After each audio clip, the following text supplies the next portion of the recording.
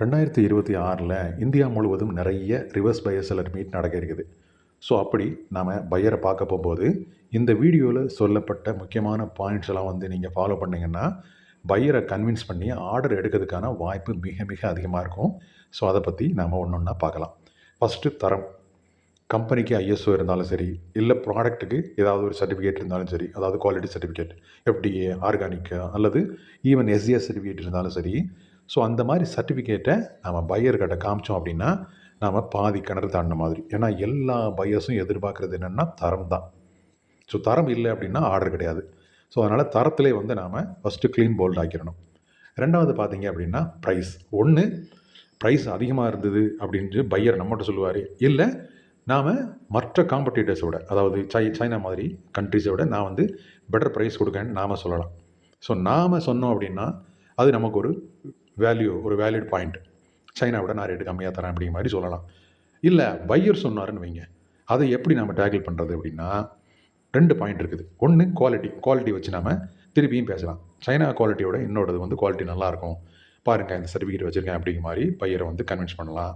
இன்னொன்று பார்த்தீங்க அப்படின்னா நமக்கும் பையரோட நாட்டுக்கும் ஏதாவது FDA, free trade agreement China இருக்குதா அப்படின்றத பார்த்து ஃபியோவில் செக் பண்ணிங்கன்னா தெரிஞ்சிடும். பார்த்து அதை நம்ம ஒரு பாயிண்ட்டாக எடுத்து சொல்லலாம். இந்த மாதிரி நீங்கள் எங்கிட்டேருந்து வாங்கினீங்க அப்படின்னா உங்களுக்கு டியூட்டி கிடையாது, சைனாலேருந்து வாங்கினீங்கன்னா டியூட்டி அப்படிங்கிற மாதிரி சொல்லி பையரை அந்த ப்ரைஸ் பாயிண்டில் வந்து கன்வின்ஸ் பண்ணிடலாம். அதுக்கடுத்து பார்த்தீங்க அப்படின்னா ரிலையபிள் சப்ளை செயின். நம்ம வந்து ஃபஸ்ட்டு இந்த ஆர்டரை கரெக்டாக எக்ஸிக்யூட் பண்ணுவோமா, ஏன்னா டைம் டெலிவரி அப்படின்றது 2வது முக்கியமான பாயிண்ட் பையரை பொறுத்தவரையில். அதனால் நீங்கள் என்ன பண்ணணும், பையர்கிட்ட பேசும்போது எனக்கு வந்து நல்ல சிஹெச்ஏவோட நல்ல கான்டாக்ட் இருக்குது, உங்கள் கண்ட்ரிக்கு எங்களுக்கு வாரத்தில் இவ்வளோ ஷிப் வந்து டிபார்ட் ஆகுதுங்கிறது. ஸோ ஷிப் ஃப்ரீக்வன்சி பற்றி பிரச்சனை இல்லை. ஸோ அதனால் நாம் அந்த ஷிப்மெண்ட்லாம் உங்களுக்கு ரைட் டயத்துக்கு வருமானு சொல்லி நீங்கள் பயப்பட வேண்டாம், அதுக்கு நான் வந்து அஷூரன்ஸ் கொடுக்கேன் அப்படிங்கிற மாதிரி பையர்கிட்ட வந்து சொல்கிறது வந்து அவருக்கு மேலும் ஒரு நம்பிக்கையை கொடுக்கும். அதுக்கடுத்து பார்த்தீங்க அப்படின்னா ஏதாவது ஒரு யூனிக் செல்லிங் பாயிண்ட் வந்து நீங்கள் சொல்ல முடியுமா அப்படின்னு சொல்லி பாருங்கள். உங்கள் ப்ராடக்ட்டை பொறுத்து அதனோட வடிவமைப்பு, அதுக்கான தொழில்நுட்பம், அதனோட செல்ஃப் லைஃபு, அதுக்கு ஈக்கோ ஃப்ரெண்ட்லி ப்ராடக்டாக இருந்தது அப்படின்னா அதை பற்றி கொஞ்சம் எடுத்து சொல்லி நம்ம பையருக்கு வந்து நம்ம ப்ராடக்ட் மேலே ஒரு சின்ன நம்பிக்கை வர்றதுக்கு இந்த யூஎஸ்பி அப்படின்றது வந்து ஹெல்ப் பண்ணோம். அப்படி ஏதாவது இருந்ததுன்னா சொல்லலாம், அப்படி இல்லாட்டா விட்டுறலாம். அதுக்கடுத்து பார்த்தீங்க அப்படின்னா பையரை ஒரே அடித்து வீழ்த்தக்கூடிய பாயிண்ட் என்ன அப்படின்னா அவர் நாட்டில் அந்த பர்டிகுலர் ப்ராடக்ட்டு என்ன ரீட்டைல் ப்ரைஸ் போகிறது அப்படின்னு நம்ம தெரிஞ்சுக்கணும். அது வந்து அந்த நாட்டில் இருக்கக்கூடிய இகாமர்ஸ் வெப்சைட்டை பார்த்தாலே தெரிஞ்சிடும். ஸோ அதை வச்சுக்கிட்டு நீங்கள் பையர்கிட்ட பேசும்போது அந்த ப்ரைஸை விட குறைவான விலைக்கு நீங்கள் எந்த ப்ராடக்டை விற்றா கூட உங்களுக்கு இவ்வளோ பர்சன்டேஜ் லாபம் இருக்குது அப்படிங்கிற மாதிரியான ஒரு பிக்சரை வந்து அவருக்கு கொடுக்கணும். இப்போ ஒரு $10 ஒரு பொருள் அந்த நாட்டில் ரீட்டைல் எக்ஸ்போர்ட் ஆகுது, நீங்கள் இங்கேருந்து எக்ஸ்போர்ட் பண்ணுறது வந்து ஒரு $3 பண்ணுறீங்க. ஸோ பையர் கிடைக்கும் போது அது ஒரு $3 கிடைக்கும். ஸோ அவர் $6 விற்றா கூட அந்த நாட்டில் எண்ட் யூசர் வாங்கக்கூடிய ப்ரைஸ் வந்து $10 அப்படிங்கும்போது $6 விற்றா கூட அவருக்கு 100% ப்ராஃபிட் இருக்குது அப்படிங்கிற மாதிரி. இது ஒரு எக்ஸாம்பிளுக்கு சொல்கிறேன். ஸோ இந்த ஒரு கால்குலேஷன் போட்டு பையருக்கு பேச்சுவாக்கில் நீங்கள் சொன்னீங்க அப்படின்னா அவர் கொஞ்சம் யோசிக்க ஆரம்பிப்பார். ஓ, நம்மளை கூட இந்த கால்குலேஷன் போடல, இவர் கால்குலேஷன் போடுறாரு அப்படிம்பாரு. பல பையர்ஸ் என்ன சொல்லுவாங்க, அது வந்து நீங்கள் ஆன்லைனில் பார்த்து ரேட்லாம் வந்து கிடையாது, அதை விட கம்மியாக தான் விற்கிது அப்படின்னு சொல்லி சொல்லுவாங்க. அதுக்காகத்தான் அந்த ப்ரைஸை சொல்லாமல் அதை விட குறைவான ப்ரைஸ் $10 கிடையாது, எங்கள் நாட்டில் வந்து $8 தான் விற்கிது அப்படின்னு சொல்லி அவர் சொன்னால் கூட நாம் அதோட குறைவான ப்ரைஸ் ஒரு $6 தான் கோட் பண்ணியிருக்கோம். அப்போ அவருக்கு உண்மையிலேயே ஒரு நம்பிக்கை வரும். ஸோ அந்த மாதிரி நாம் அவருக்கு எவ்வளவு லாபம் வரும் அப்படின்றத சொன்னாலே வந்து, அதாவது ஒரு சினிமாவில் ஒரு டயலாக் கூட வருமே, ஒருத்தனை வந்து ஏமாற்றணும்னு ஆசையை தூண்டணும் அப்படின்ட்டு. நம்ம ஏமாற்ற போகிறதில்ல, இருந்தாலும் ஆசையை தூண்டலாம், அதில் வந்து தப்பு கிடையாது. ஸோ அந்த மாதிரி நாம் சொல்லணும். அதுக்கடுத்து பையருக்கு இன்னொரு முக்கியமான பாயிண்ட் என்னென்னா ஃப்ளெக்சிபிள் பேமெண்ட். நம்ம வந்து 100% அட்வான்ஸ் கொடு அப்படின்னு சொல்லி கேட்கலாம். ஃபஸ்ட்டு வந்து பெரும்பாலும் நான் இப்படி கேட்க தான் சொல்லுவேன். 100% இல்லாட்டா கூட கொஞ்சம் ஒரு 50%, 40% வாங்குறது கூட உசித்தம் அப்படின்னு சொல்லி சொல்லுவேன். இருந்தாலும் யாருமே வந்து முதல்ல ஒரு பெரிய ஆர்டருக்கு ஃபுல் பேமெண்ட் எடுத்து கொடுக்க யோசிப்பாங்க, அதுவும் புது எக்ஸ்போர்ட்டருக்கு. ஸோ அப்போ என்ன பண்ணலாம், 2 பேருக்குமே வந்து ஃபேவரான எல்சி மாதிரி பேமெண்ட் டேர்ம்ஸ்க்கு போகலாம். ஒரு சைட் எல்சி வந்து போகலாம், அதை பற்றி பேசலாம். ஐசிஜிசி கவரேஜ் எடுத்து நம்ம டிபி கூட பண்ணலாம், ஒன்றும் பிரச்சனை இல்லை.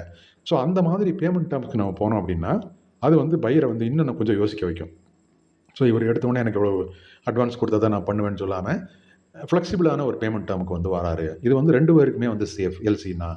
ஸோ அதனால் இவர்கிட்ட பண்ணலாமா அப்படிங்கிற மாதிரி அவர் வந்து கொஞ்சம் சிந்தனை பண்ணுவார்.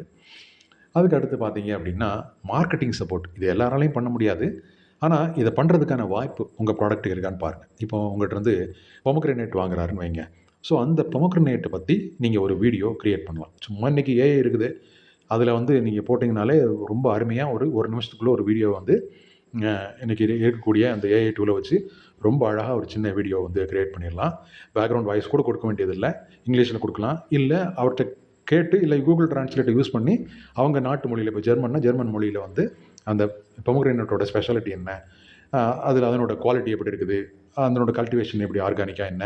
அப்படின்றத பத்தி சும்மா ஒரு 4 சப்டைட்டில் வர மாதிரி அந்த பொமோகிரானேட் அதனோட ஜூஸு அதெல்லாம் போட்டு அழகா நீங்க ஒரு வீடியோ கிரியேட் பண்ணி இத வந்து உங்களோட வெப்சைட்ல அப்லோட் பண்ணிக்கங்க. இல்ல சோசியல் மீடியால வந்து போடுறதுக்கு சில சோசியல் மீடியா போஸ்ட்லாம் கூட கிரியேட் பண்ணி குடுக்கலாம். ஸோ இதெல்லாம் வந்து நம்ம அ அவருக்கு ஒரு அவரு மார்க்கெட் பண்றதுக்கு நாம சின்ன ஒரு புஷ் பண்ற மாதிரி. ஸோ இந்த மாரிலாம் வந்து நம்ம பண்றோம்னு சொல்லும்போது அவருக்கு ஒரு சின்ன நம்பிக்கை வரும். அதுக்கு அடுத்து பார்த்தீங்க அப்படின்னா, இது வந்து ரொம்ப முக்கியமான பாயிண்ட். இந்த பாயிண்ட் என்ன அப்படின்னா, உங்க நாட்ல உங்கள தவிர அடுத்த ஒரு 10 வருஷத்துக்கு வேற யாருக்கும் நான் எக்ஸ்போர்ட் பண்ண மாட்டேன். அப்படிங்கிற மாரி ஒரு அக்ரீமெண்ட் போட்டுக்கலாம். அப்படிங்கிற மாரி நீங்க அவர்ட்ட பேசலாம். அதே நேரத்தில அவர்ட்டயும் நீங்க ஒரு அக்ரீமெண்ட் வாங்கிக்கலாம். இந்த அக்ரீமெண்ட் போடும்போதே, எங்க நாட்ல என்னைய தவிர வேற யார்ட்டயும் நீங்க வாங்கக்கூடாது. அப்படிங்கிற மாதிரியும் பாயிண்ட் இத வந்து சேர்த்துக்கலாம். ஸோ அப்போ என்ன ஆகும்? 2 பேருக்குமே ஒரு மிகப்பெரிய நம்பிக்கை வந்துரும். அந்த நம்பிக்கைய 2 பேருமே கரெக்ட்டா காப்பாத்துனாங்க அப்படின்னா, அடுத்த ஒரு 5 வருஷத்துக்கோ, 10 வருஷத்துக்கோ அந்த நாட்டுல இருந்து ஏதாவது ஒரு என்குயரி உங்களுக்கு வந்தா கூட, நீங்க என்ன பண்ணணும்? இவர கான்டாக்ட் பண்ண சொல்லி சொல்லிறணும். ஸோ அதையும் அவர்ட்ட சொல்லிறணும். ஸோ இந்த அக்ரீமெண்ட் போட்டதுக்கப்புறம் வேற ஏதாவது என்குயரி உங்க நாட்டிலருந்து எனக்கு வந்தா கூட, என் வெப்சைட்ட பார்த்துட்டு வந்தா கூட, நான் வந்து உங்கள கான்டாக்ட் பண்ணி சொல்றேன். நீங்க அவங்களுக்கு ஹோல்சேலா எவ்வளோ கொடுக்க முடியுமோ கொடுத்துக்கங்க. அப்படிங்கிற மாதிரி சொல்லும்போது, அவருக்கு நீங்க ஒரு பிசினஸ ஏற்படுத்தி குடுக்கீங்க அப்படின்ற ஒரு நம்பிக்கை வரும். ஸோ அதே மாதிரி அவரும் உங்கள தவிர வேற யார்ட்டயும் வந்து இத வந்து பர்ச்சேஸ் பண்ண மாட்டாரு. ஸோ அதனால 2 பேருக்குமே இது வந்து ஒரு ஸ்மூத் ட்ரேடா இருக்கும். இத திருப்பூர்ல ஒருத்தர் பண்றாரு. 15 வருஷத்துக்கு சுவிட்சர்லாந்துக்கு வந்து டீ ஷர்ட் வந்து அனுப்புறதுக்காக அக்ரீமெண்ட் போட்டிருக்காங்க. வேற ஒருத்தரும் வந்து வேறு சில பூஜா ப்ராடக்ட்ன்னு நெனைக்கிறேன். அவர் வந்து 3 வருஷத்துக்கு ஒரு பையரோட அக்ரீமெண்ட் போட்டிருக்கிறாரு. ஸோ இந்த மாதிரி நெறைய பேர் எனக்கு தெரிஞ்சு அக்ரீமெண்ட்லாம் போட்டிருக்காங்க. ஸோ அக்ரீமெண்ட் போடும்போது அத 2 பேருமே வந்து ஹானர் பண்ணுவாங்க. அதே மாரி நீங்களும் ஹானர் பண்ணணும். ஸோ அந்த மாரி இருக்கும்போது, உங்க மேல பையருக்கு நல்ல நம்பிக்கை வரும். அதுக்கடுத்து பார்த்தீங்க அப்படின்னா, முக்கியமானது இந்த டாக்குமெண்ட் வந்து ப்ராப்பரா இருக்கணும். எரர் ஃப்ரீ டாக்குமெண்ட்டா இருக்கணும். ஸோ அதையும் நாம என்ஷூர் பண்ணணும். டாக்குமெண்ட்ட பொறுத்தவரை நீங்க பயப்பட வேண்டாம். ஸோ அங்கருந்து நான் ப்ராப்பரா எல்லா டாக்குமெண்ட்டும் கரெக்ட்டா அனுப்பிச்சுருவேன். டாக்குமெண்ட்ல வந்து எந்த ஒரு டிஸ்கிரிப்பன்சியும் வராது. நீங்க அதனால உங்களுக்கு வந்து ஷிப்மெண்ட் நாங்க வந்த பிறகு அத எடுக்கிறதுல எந்த ஒரு காலதாமதமும் இருக்காது அப்படின்றத நான் என்ஷூர் பண்றேன். எரர் ஃப்ரீ டாக்குமெண்ட்ட நாங்க பக்காவா பண்ணிருவோம். ஸோ அதனால டாக்குமெண்ட்ட பத்தி நீங்க கவலைப்பட வேண்டாம். சர்டிஃபிகேட் எதுனாலும் நாங்க ப்ராப்பரா எடுத்து அந்த குறிப்பிட்ட டயத்துல நான் உங்களுக்கு அனுப்பிச்சிடுறேன் அப்படிங்கிற மாரி ஒரு அஷூரன்ஸ் குடுத்துட்டீங்க அப்படின்னா, அவருக்கு ஒரு நிம்மதி. ஸோ இந்த பாயிண்ட்லாம் வந்து எழுதி வச்சுக்கங்க. இது வந்து உங்க ப்ராடக்ட்டுக்காக இத எப்படி எப்படிலாம் மாடிஃபை பண்ண முடியுமோ மாடிஃபை பண்ணி வச்சுக்கிட்டு, அத வந்து பையர்ட்ட நேரடியா பார்த்து பேசும்போது சொன்னீங்க அப்படின்னா, டெஃபினட்டா உங்களுக்கு ஆர்டர் கிடைக்கிறதுக்கான வாய்ப்பு மிக மிக அதிகம்.